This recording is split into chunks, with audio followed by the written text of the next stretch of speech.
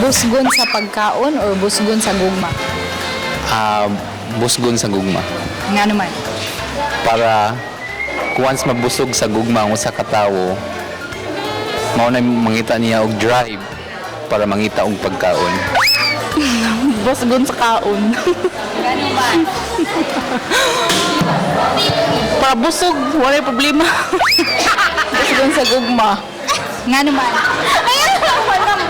Busgon sa gugma. Nga naman. Kaya ang pagkaon makita raman na pero ang gugma dili. Dili na siya makuha mo bisag asa. Agugma. Attention and protection. Kay once ka na sila mga bata nga giabutang dire, klamo na sila klase sa mga bata nga nagkinahanglan gina sila og attention, love, care. Are ta sa pagkaon lang kay kung gugma pasakitan ra mga. May pares pagkaon kay mabusog ba ka, baskog bay malawas. Siguro sa pagkaon na ako kay ngano kanang sa kaon busog ka magapermente kung sa gugma. Kadugayan mo pas ra man na. Busgon sa gugma. Kay kung busgon sa gugma ay kung inspired ka manambok ng gyapon ka.